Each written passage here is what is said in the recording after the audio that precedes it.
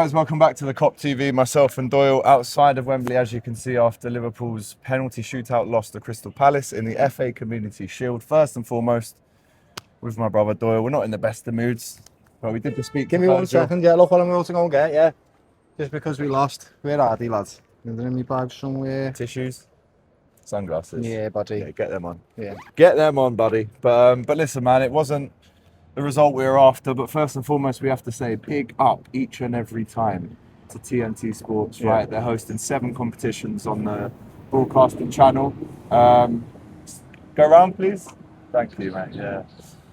What are we like, eh? So, yeah, and that isn't obviously normal, is it? So we have to shout them out today. We're obviously pitch side. We took pictures with the trophies. We've had an unbelievable day. That was a great day. Hospitality was sick. Mix zone. We spoke to Virgil for a good 2 minutes. So that interview's coming up very soon. Frimmy walked past us. Limping. Yeah, Mo Salah gave me a little nod. He Just said, we'll go again, lads, yeah. That was class from you. It was. But let's talk about the game. I mean, it's cliche, isn't it? But it was a game of 2 halves. The first half was scarily good. Actually, before we get into the first half, I have to say, I think Crystal Palace fans are unbelievable. They were better than our fans today. However, even though we heap so much praise on their fan base, which they thoroughly deserve, there's obviously a few dickheads that ruined the party today by really, though, like speaking or very booing or chanting when the minute of silence was there for Diogo. So I wasn't a fan of that. They ended up giving him about 10 seconds. Honestly, it was really disappointing. I really like Palace fans, and I don't know why. It's just a small minority, it was really obviously. bad.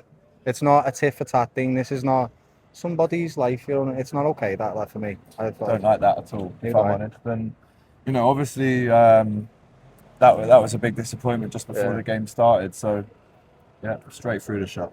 And then we get into the game, and Liverpool was scary. We were so good in that first half. The little triangles between Wirtz and Ekitike, and that goal was Isaac-esque, wasn't it? I mean, some finish from the big fella. It was great. They were both linking up really well. It was like they played together for ages, to be quite honest with you. I know they've played in the same league, but they never played together.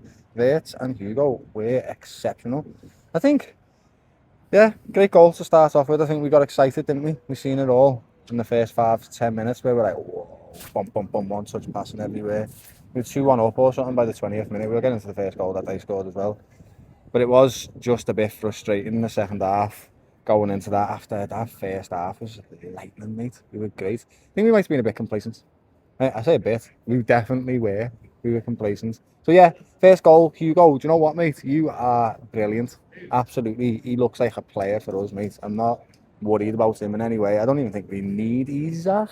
We probably do. No, because when he came off, who have we got? Not that Isaac would be the sub for Ekitike, but we saw Szoboszlai, we saw Wirtz going into that false 9. And actually, the way the second half set up, you had Gakpo and Salah as the 2 wide forwards. Then you had 2 inside 10s, of Szoboszlai and Wirtz. Very different, with the overlapping wingers. And then another 2 anchoring, Endo in the second half. And different Liverpool team that we're used to seeing completely, to be quite honest with you. Mo Salah, love him, of course we do. But we didn't really have much in the game today. And it was almost like he was super inverted, letting Frimmy overlap a lot. It's not natural for him, I don't think, to be in that position constantly. Sometimes he likes to touch the byline as well. So it was strange to see Mo like that, to be quite honest with you. It was. Well, listen, we go 1-0 up. Hugo Ekitike, fantastic finish, obviously. Yeah, it was. Can you go right? Thank you, brother.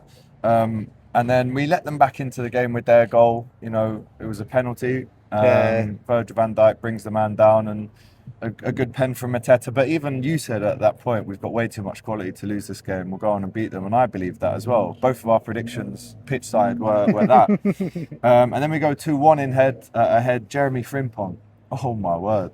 So fast. I mean, it was a cross, or was it a shot? It's definitely a cross, mate. But we'll take it, isn't it? It's his first goal for Liverpool in his first competitive game. It was a lovely little dink over the top, and you never know when you put it in the box like that. Sometimes they float in, and that one did, lad. So. Yeah, great. He was boss today, mate, on the right wing and right back. Yeah, straight through the shot. Cheers. So yeah, Jeremy Frimpong gets us 2-1 up. And then the second half comes around, and again, Hugo Ekitike has such a good chance to finish off and almost kill the game 50 minutes in. Gakpo has a great chance as well. And then their fans really started getting up for it. They were singing F UEFA. Let me just stand here so no one can get past. Am I still... Probably not. Probably not. Yeah, I'm still in it. Yeah. So their fans, like we said, they were brilliant, and we were sitting within their fans on their end of the pitch, and yeah, they lifted that team to get that equaliser. They were going bar for bar, weren't they, lad? It was mad. Every time Liverpool would make a song, they'd do one a little bit louder, and it'd be a similar song that we'd sung for our players. They were great. Apart from that first thing with Jota, which was really awful, Yeah, so can't forget disappointed. that. They actually were exceptional. The support for their team is immense. And you know what? Congratulations, Crystal Palace. I'm glad they get it. We go on for bigger trophies now, even though that one I still wanted there. I'm not going to lie. Yeah, I'm the not gonna last sit two here trips and be sour. I wanted it. Me and you have had to Wembley. We've lost them both. Yeah. Arne Slot has now had 2 trips to Wembley. You know, as a Liverpool manager, lost them both. No.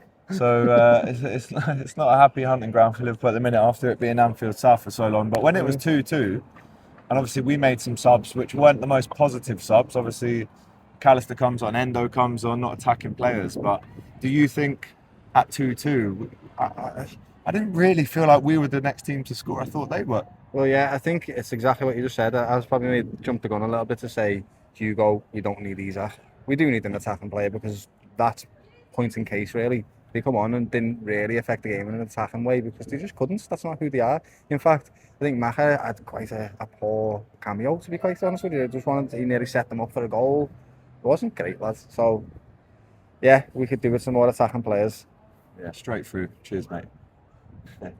I don't care.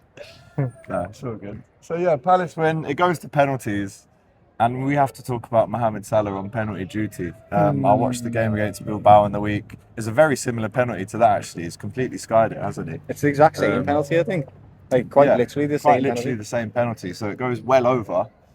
And for our first penalty taker, I mean, you spoke to him in the mix zone after. It doesn't set the tone for being confident in penalty takers this season. We always say that Maka should be taking pens. He missed his. Don't get me wrong. Harvey missed. Some of the best players in the world miss penalties. Messi's missed a bunch of penalties. Yeah. Sergio Aguero used to miss a bunch of penalties, and it's not necessarily your best player that scores them. And I'm not going to lie, I've never been super confident in most technique on penalties, but he's a finisher without a shadow of a doubt. He's the best finisher in the world, probably one of the best finishers in the world. So it's just a shame, mate. It is what it is. He didn't set the tone for us, but he scored many when we've needed him to. Do you have him as our number 1 penalty taker if we got a pen against Bournemouth? Probably. Do you know what? Macher or Dom? Dom's got a proper pure strike. It was our best penalty, to be quite honest, of the day. So maybe stick Dom or Macher on them. Why not? It's a new team, right? We're going to have some new people stepping up to take the accountability. Why not give them an opportunity? Yeah. So Mo's missed 2 in a row now. Do you know what I mean? I think pre-season. I know. So maybe you give him another one in the Premier League, and if he misses that one, then we move on. So what we say, one more chance for Mo to score. Always, he deserves all the chances in the world, bro. He's been one of our best players ever. He deserves everything. Absolutely. The positives in that first half, Wirtz looked really good. Frimpong was brilliant. Kirkes, we like the look of him, don't we? Yeah, I like on that left-hand side. The energy on the fullbacks. Gakpo, I think, had a decent first half. Ekitike's goal. Yeah. There's a lot of positives there to take away from the game. And obviously Virgil echoed that in the little chat we just had with him there. So listen, how gutted should we be? Yes, it's a glorified friendly. Yes, it's a pre-season game technically. How gutted should we be about that? This is the start of our season. Let's not pretend. Like next season starts the Premier League, but this is the start of the season in its entirety. We started a strong team. We should have won, but we didn't because we were complacent. So maybe this now kicks them up the bum, lads. They go, okay, you can't get complacent next time, lads, because you'll get caught out very quickly. Palace are a top 10, maybe just about sad, right? If they can get us like that, then believe me, the Premier League for that team, if they get complacent, it's going to be difficult. Yeah. So let's just get behind them and hope now that the tenured lads are going to be like, this is what happens with Premier League teams, guys. Like, they're serious. So they just go again on Friday against Bournemouth and we smoke them. It's Anfield, get the mojo back. Let's feel the vibe that we had in that first half and take it consistently throughout the game. Yeah, listen, we're both a bit gutted. There's no point in hiding it. I'm not going to pretend. We can't pretend that we didn't want to win that game. Of course we did. And, there was a shield to lift up. It might not be a trophy. It's definitely a shield. So, it's the first game gutted, of the season. But, if this and there's a bit of a curse on the old charity shield. Whoever wins it doesn't go on to win the league. Traditionally. Okay, so that's a nice way to frame it. Let's frame it like that, yeah? So now we might win the league because we didn't win that. Yeah? That's a nice way to frame it. Think the kit looked nice? First kit was debut in the beautiful, white yeah. kit. That was the best thing about the game, probably, to be honest with you. Kit was beautiful. Yeah, I would have liked to see them play in red, but it is what it is. All right, well, guys, listen. Obviously, we're gutted to have lost that game. I'm probably going to get it on DR tomorrow. We've got the podcast in the morning. Not probably, lad. He's going to get I smoked. will be. Yeah, he's had his chin this high for about 6 weeks, lad, while he's on his summer holidays. Wasn't on Thursday, yeah. on the floor. Oh, no, yeah, with that bump on your head. He's all right, though, so don't I'm worry all about right him, now, folks. He's fine. But, we all checked on him, don't worry. He's okay. Look for him. Right. Cheers, mate. But you are going to get cooked tomorrow, so that's not going to be the only bump on your head, probably, mate. Metaphorically. Why don't you just pass out again? Not go to the show. Cheers, mate. All right, anyway, listen, we'll be back on the podcast. We're going to be live at 10 a.m. tomorrow morning. We like that time, don't we? It's our new favourite. We'll be live as well. Pardon the pun. Yeah. On a Monday, 10 a.m. live shows of Hot Topics. As we were actually coming out of the stadium, there was a few people that went, looking forward to seeing what you guys are going to be saying tomorrow. And that's not all they said, but we'll keep it PG. Yeah. It's all good, though. So listen, let us know in the comments, are you gutted? Do you feel like this is a big defeat for Liverpool? Or do you feel like, yes, we brush this one aside? Virgil said we don't forget about these things. So he's looking to get a bit of kick back instantly on Friday. Yeah.